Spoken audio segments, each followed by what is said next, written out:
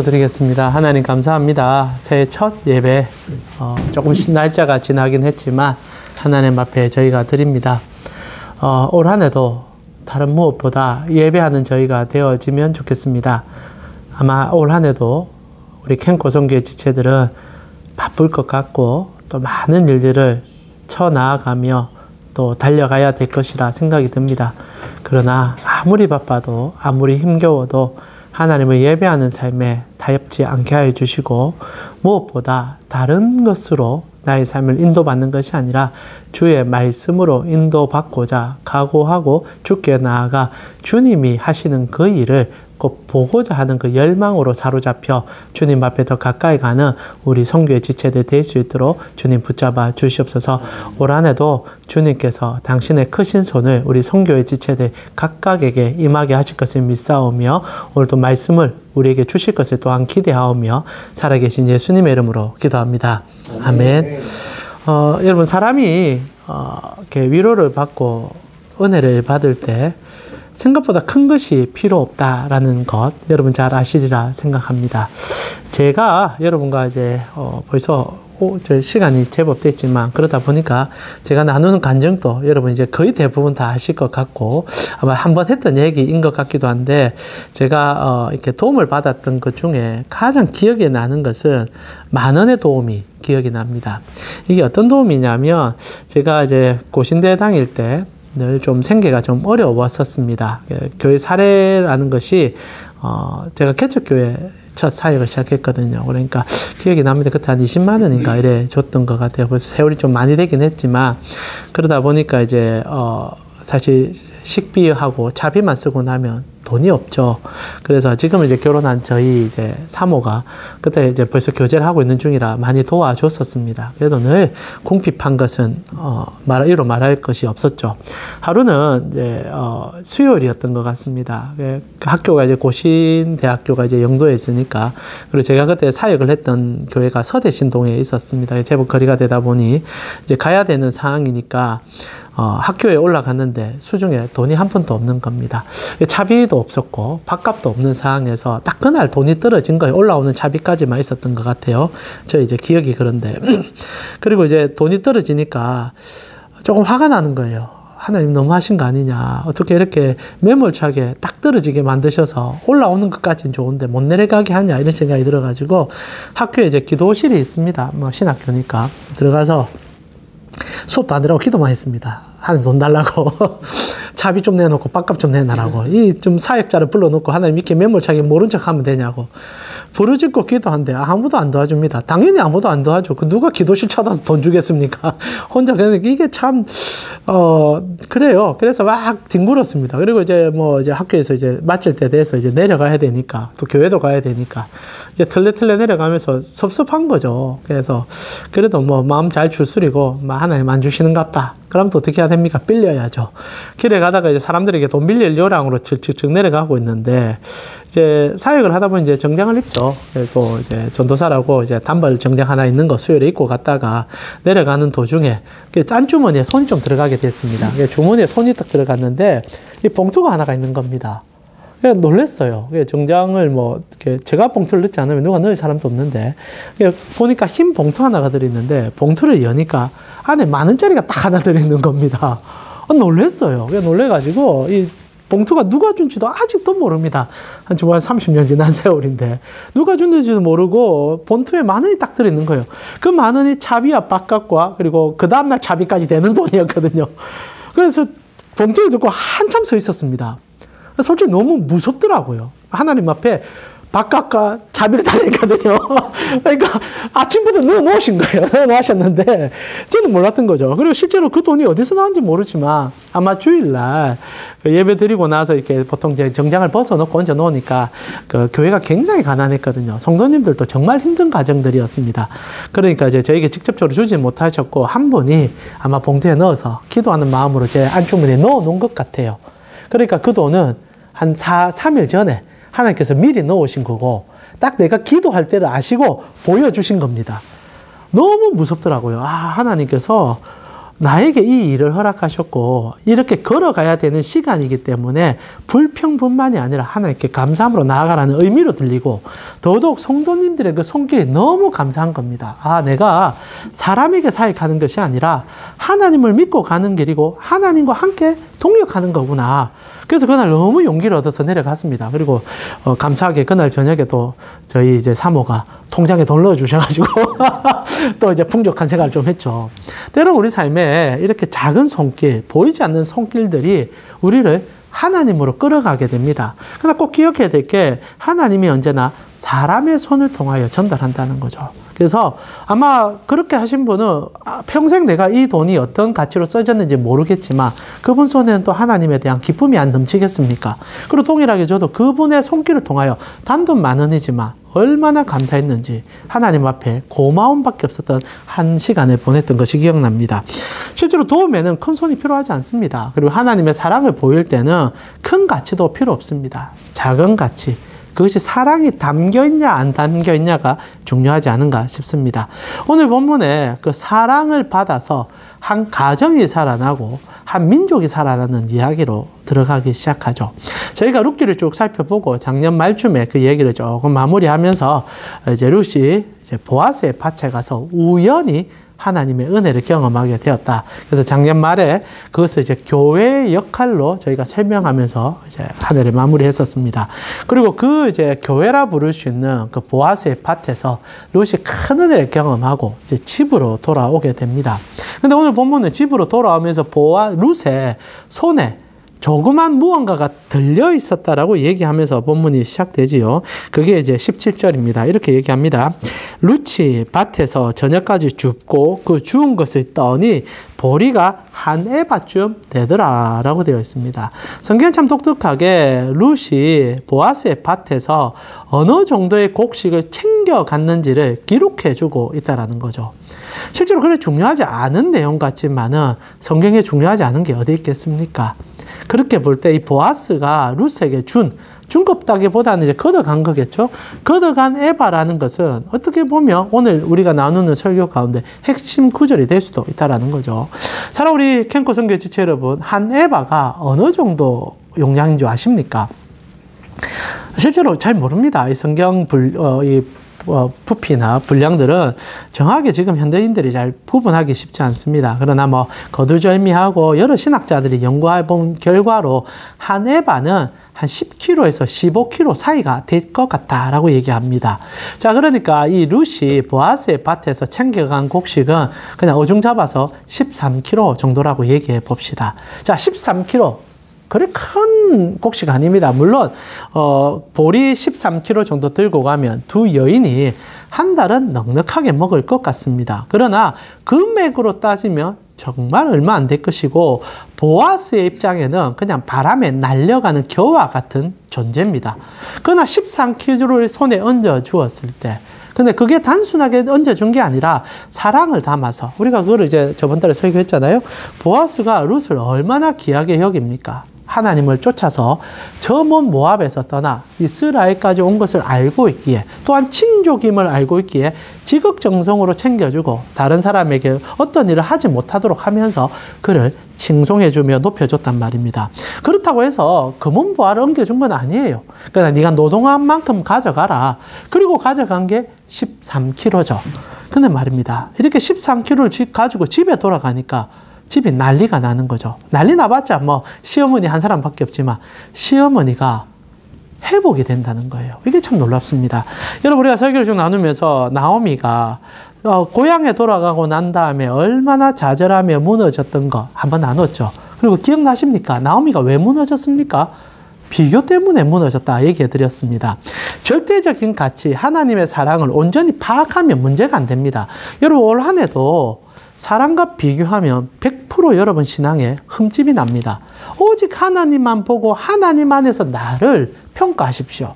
그렇게 하기 위해서 우리가 신앙의 훈련을 하는 겁니다. 그러나 어느 순간부터 마귀는요, 자꾸 옆에 것과 비교하게 만들어요. 여러분 이제 인사이동 곧 한다는 얘기를 2월에 듣는데, 제가 이제 벌써 여러분과 10년을 사역하면서 여러분의 가장 우울하며 가장 기쁜 시점이 2월이더라고요. 누군가는 발령받고 또 인사이동하면서 진급하면서 행복하게 오는데, 누군가는 거기서 떨어지고 아픔을 경험하니까 슬퍼하는 모습들이 나옵니다.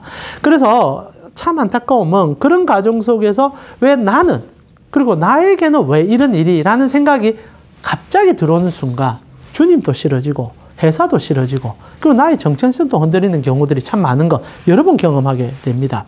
올해는 꼭 그런 일이 없었으면 좋겠어요. 잘 되면 더 감사하고 안 돼도 주님을 신뢰하고 다른 것과 비교하지 않으면 좋겠어요. 진급하지 못하면 내년에는 할 수 있을 겁니다. 그리고 오히려 늦어짐이 복이 될 수 있는 것은 아무도 모릅니다. 인생사 세용지마거든요. 누가 압니까? 지금 대통령이 잡혀갑니다.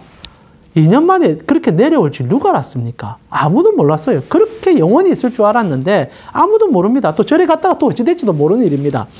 더 이상 정치적인 얘기 하지 않겠습니다.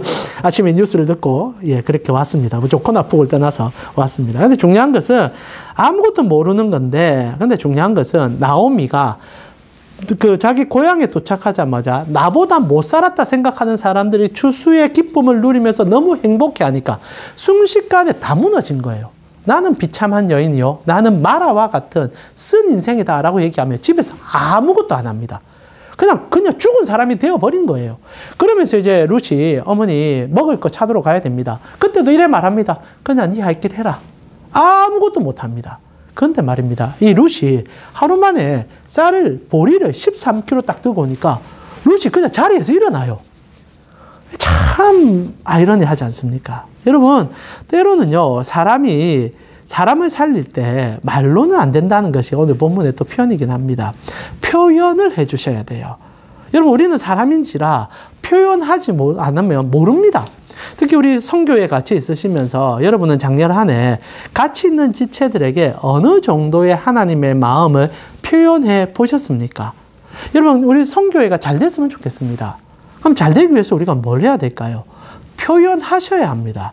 큰 거를 주라는 게 아니라, 많은 것을 주라는 게 아니라, 오늘 보아스는 자기 밭에 있는 곡식을 주워가라 그랬고 13kg만 주워갑니다.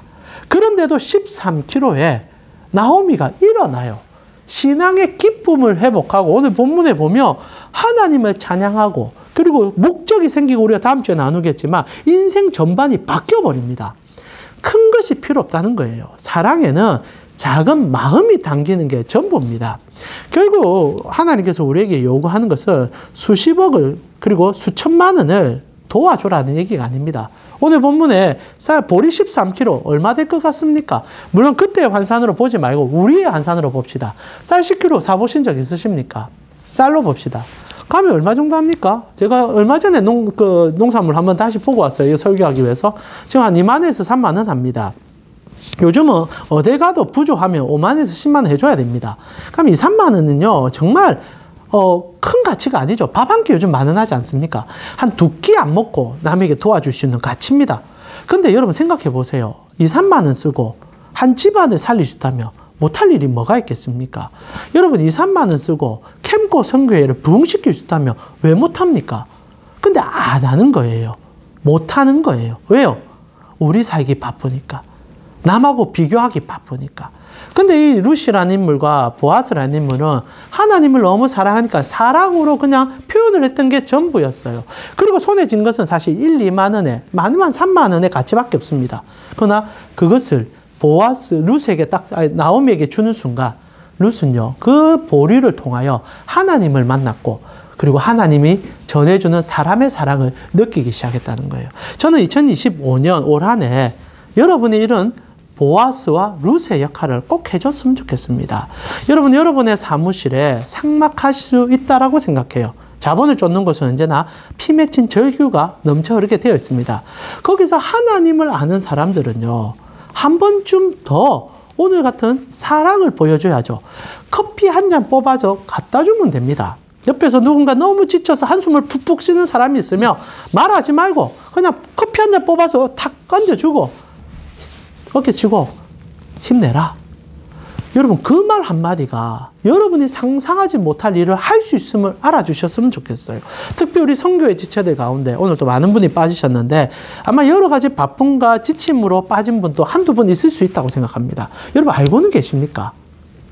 우리가 생각보다 너무 이웃에 대해서 관심이 없을 때가 많아요. 때로는 한번 좀 챙겨보시고 계속 장기적으로 안 오는 분이 왜 안 오는가 한번 좀 문을 두드려 보시고 커피 한 잔 뽑아 갖다 준다면 단순히 우리 캠프 선교에 사람을 많이 모으자가 아니라 하나님이 우리에게 그리하시니 우리도 그리하는 것이 얼마나 복된 일이겠습니까? 결국 오늘 13kg의 보리가 그 집안을 살리고 일어난 그 집안은 다윗의 조상이 되는 은혜를 경험하기 시작하죠. 이게 3만 원으로 이루어진 은혜라는 겁니다. 올 한 해 여러분의 주머니가 깜빡하고 쓸 곳이 많은 것은 압니다. 그러나 참 아이러니하죠. 우리는 취미생활에는 돈을 마음껏 씁니다. 여러분 올 한 해 어떤 취미를 가질지 모르겠지만 그 취미생활에 10,000원만 빼세요. 한 달에 10,000원만 빼셔가지고 여러분 다른데 뭐 헌금할 거 이런 게 아니라 여러분 직장 동료나 아니면 우리 캠코 선교의 지체에게 밥 한 번 사주세요. 한 달에 한 번이라도 괜찮습니다. 아니면 딱 정해서 누군가 도전하고 노력하면요. 이게 하나님의 순풍이 봅니다. 다른 거 기도 더 많이 하셔야 되겠죠. 그러나 그런 은혜가 있을 때 하나님의 은혜가 이루어진다는 거죠.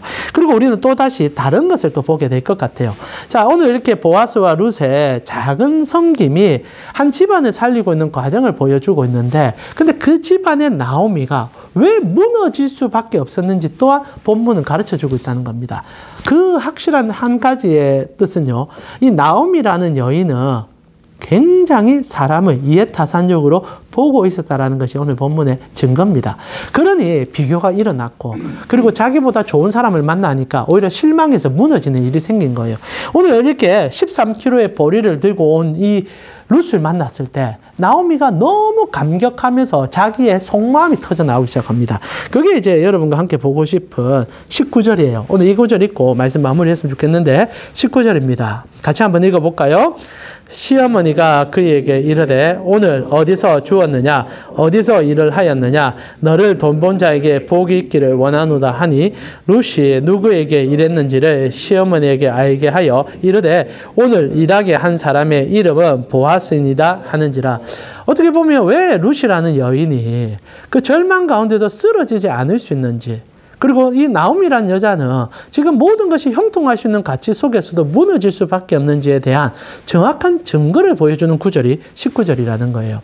두 사람이 지금 보리 13kg를 놓고 대화를 시작하는데 나오미가 너무 흥분해서 하는 얘기가 이렇습니다. 제 룻에게 하는 얘기죠. 그 얘기를 해 오늘 어디서 주었느냐 어디서 일을 하였느냐. 지금 룻에게 질문하는 나오미의 이 고백은요. 모든 것이 어디서 무엇을 그리고 어떻게에 관심이 많다는 거예요. 너 이거 13kg 어디서 나왔는데? 너 어디 가니까 이런 거 흘러나왔는데? 오늘날 우리가 살아가는 삶이 대부분 다 어디서 무엇에 몰입되어 있습니다. 여러분 누군가가 갑자기 비트코인 오른다. 그럼 전부 다 비트코인에 미쳐가요. 누군가가 땅값이 오르더라. 전부 다 땅값에 미쳐갑니다. 어디서 나오느냐? 무엇으로 나오느냐에 올인합니다. 근데 룻은 뭐라고 얘기합니까? 보아스에게 나왔습니다. 사람에게 집중해요. 참 독특하죠? 대부분 다 우리에게 일어나는 환경과 여건이 중요하다 생각하는데 룻은요 처음부터 이 초저희가 딱 한 얘기만 합니다. 이는 보아스입니다. 보아스 사람을 얘기해요.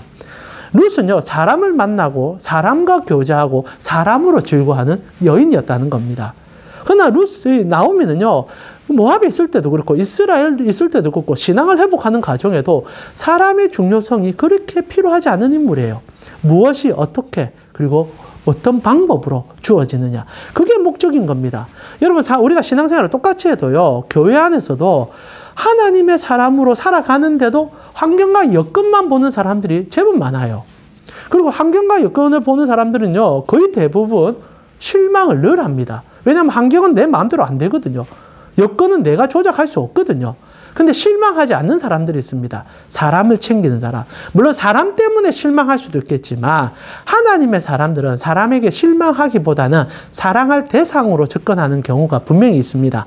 그랬을 때 위로받고 힘을 얻고 함께 가는 길을 고백할 때 놀라움을 경험하게 된다는 거죠. 룻의 말은요. 보아스의 신앙의 뿌리를 흔드는 얘기입니다. 룻은요, 나오미, 자꾸 여러분 헷갈려서 죄송합니다. 나오미는요, 굉장히 물질적인 거죠. 그리고 자본의 가치에 매몰되어 있는 거예요. 돈이 나올 구석이 있다면 그걸 쫓아가고 싶은 겁니다. 그러나 오늘 룻이 보아스란 남자를 얘기하는 거예요. 사람을 얘기하고 그 사람의 따뜻함을 얘기합니다. 그리고 이 나오미가 정신이 번쩍 드는 거예요. 그렇지. 그 사람은 우리의 친족이고 그 사람은 하나님께서 우리에게 예비하신 분이지. 그 사람에게 돈이 나오는 게 중요한 게 아니라 언약을 실현하고 언약을 이루어갈 사람인 것을 내가 잊어버렸구나. 그러고 나서 우리 뒤에 얘기를 잊지는 않겠지만 나오미가 희한한 얘기합니다. 이제 너가 성결해졌으면 좋겠다. 어디 가서 돈 많이 벌어와라. 이제 다시 그 밭에 가가지고 보리를 막 수십 킬로 가져와라. 그런 얘기 안 합니다. 너 소년들을 조심해라.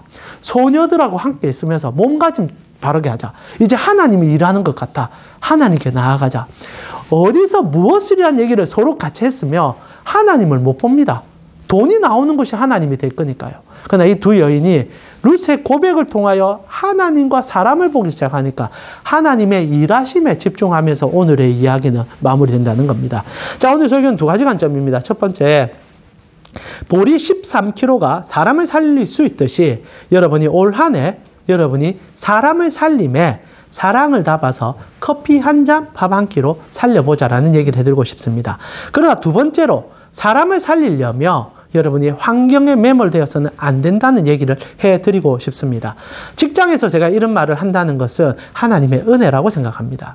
제가 만약에 교회에서 이런 얘기하면 그냥 교회니까 할 수 있는 거지만 여러분은 직장에서 돈에 종속되어 돈 앞에서 일할 수밖에 없는 분들이죠.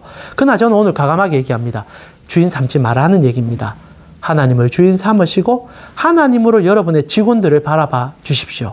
그리고 정말 그 사람에게 커피 한 잔을 대접할 때 여러분의 있는 곳이 하나님의 터전이 될 것이고 주수할 수 있는 밭이 될 것입니다. 올 한 해 여러분이 무엇을 쫓느냐, 무엇을 향해 가느냐는 여러분이 결단하는 문제라고 생각합니다.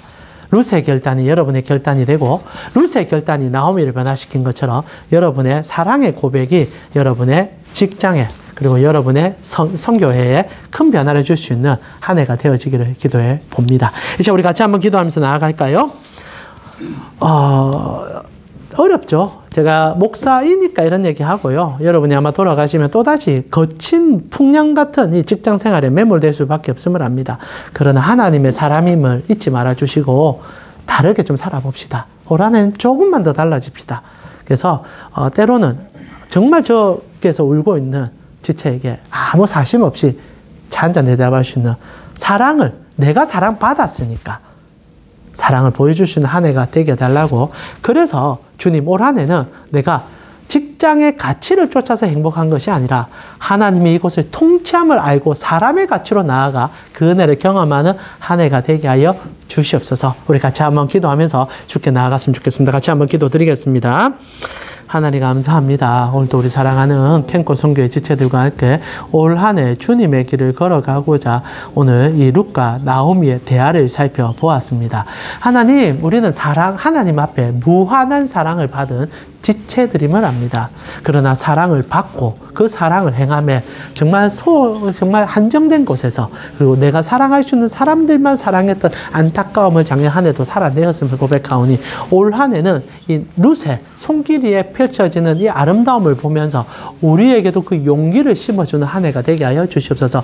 하나님 정말 기도합니다. 우리 사랑하는 선교회 지체들이 있는 그 직장의 구석구석이 오늘 룻이 이루어진 이 놀라움이 있는 그 공간이 되었으면 좋겠습니다. 큰 것이 아니라 작은 것에 하나님의 마음을 담아 나눌 때 하나님이 부어주신 은혜가 이 직장 안에 경험되어지는 우리 한 해가 되게 해주시고 특별히 우리 선교회 지체들 눈을 들어 하나님 정말 이 직장에서 추구하는 방향이 아니라 하나님이 우리 가운데 원하는 것을 바라보고 주님 앞에서의 나의 가치, 그래서 무엇보다 나와 함께하는 동료들과의 사랑을 생각하고 주께 올려드리는, 그래서 건강하게 한 발짝 한 발짝 걸어가는 우리 선교의 지체들 될 수 있도록 붙잡아 주시옵소서. 주님, 2025년 무엇보다 사랑으로 시작하고 사랑으로 마무리하기를 기도합니다. 조금은 무거운 얘기를 나누었지만 이 무거운 소매 정말 하나님의 기쁨이 있음을 합니다. 내가 사람에게 좋게 하랴, 하나님께 좋게 하랴, 내가 하나님의 종이면 당연히 하나님을 기쁘게 하는 것에 살아감을 고백하오니 올 한 해 우리 성교의 지체들이 내가 처한 이 처소에서 이 직장 안에서 큰 것이 아닌 작은 것에 사랑을 베풀어 수천 배 수만 배로 돌아오는 하나님의 영광을 꼭 맛보일 수 있도록 주님 겨자씨 같은 믿음을 직장 안에 뿌리 내릴 수 있는 우리 성교의 지체들이 될 수 있도록 붙잡아 주시옵소서.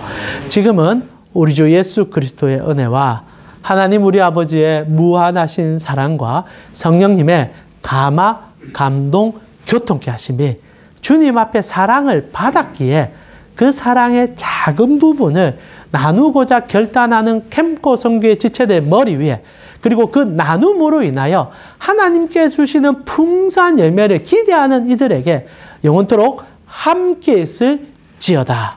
아멘. 올 한 해 주님의 은혜로 살아내시길 기도하겠습니다. 예.